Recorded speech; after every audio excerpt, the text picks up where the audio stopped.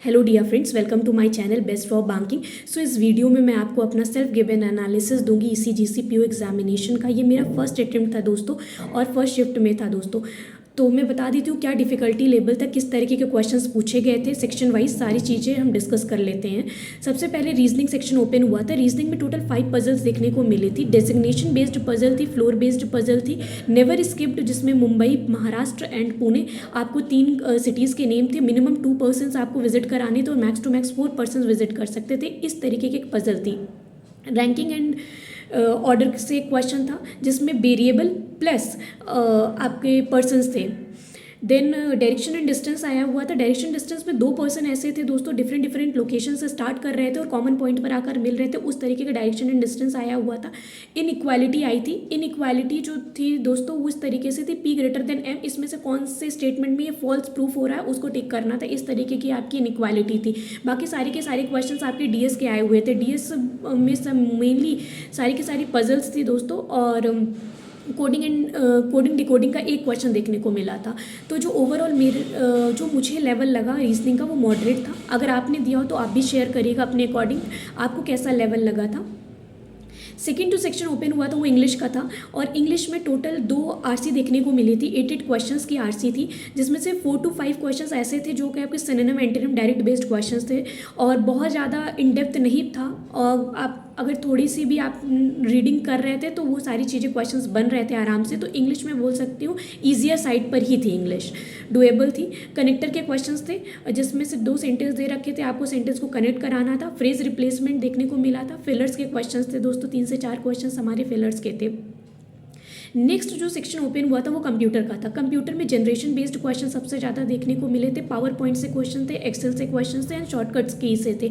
20 question ही total थे दोस्तों। इसमें डुएबल थी, मतलब आप 8 to 10 क्वेश्चन आराम से कर सकते थे। इस तरीके की कंप्यूटर पड़ी थी।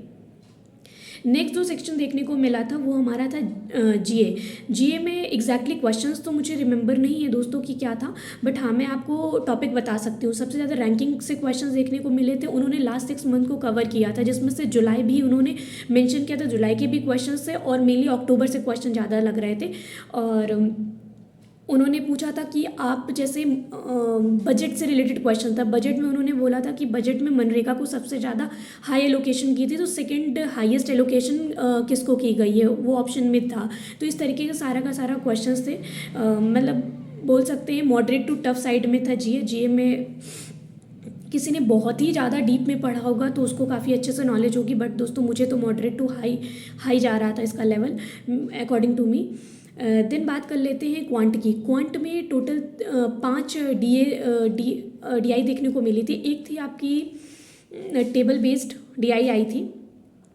टेबल और प्लस लाइन ग्राफ था। उसमें लाइन ग्राफ में आपको डेटा रखा था टोटल मैन्युफैक्चरिंग का, एंड देन आपको उसमें से ए और बी का टोटल था। तो ए का परसेंटेज दे रखा था टेबल में, और उसमें बोला गया था कि रेशियो दे रखा था ए और बी में। तो इस तरीके से एक तो टेबल और प्लस वो आपकी हो गई लाइन वाली थी, और एक आपकी बार ग्राफ आया था जिसमें टोटल दे रखा था बॉयज़ प्लस गर्ल्स का, और उसमें से टोटल आपको बॉयज़ दे रखे थे और गर्ल्स कैलकुलेट करके आपको 5 क्वेश्चन सॉल्व करने थे।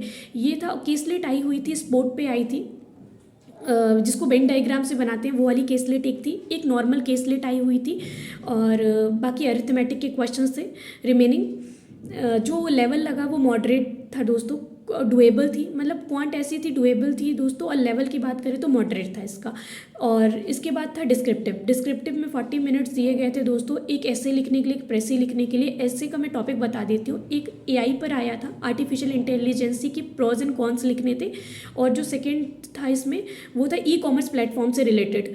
तो और प्रेसी पे जो टॉपिक आया था वो एक आया था कि साइंटिस्ट की रिसर्च हुई है मिक्स्ड फीलिंग पर लेकर, कैसे आपके इमोशंस कनेक्ट रहते हैं पॉजिटिवली नेगेटिवली, और कभी कभी मिक्स्ड फीलिंग्स होती हैं। तो उस पर एक हमारा प्रेसी था। एंड सेकेंड प्रेसी जो आया था वो आपको ऑब्सेस्ड विथ वर्क था। मतलब आप किस तरीके से अपने काम को एज अ बर्डन देखते हो, कि आप कितने उसको अपने इंटरेस्ट से कर रहे हो उन चीज़ों पे एक हमारा ऑब्सेस्ड विथ वर्क करके एक टॉपिक, मतलब टाइटल बन रहा था दोस्तों।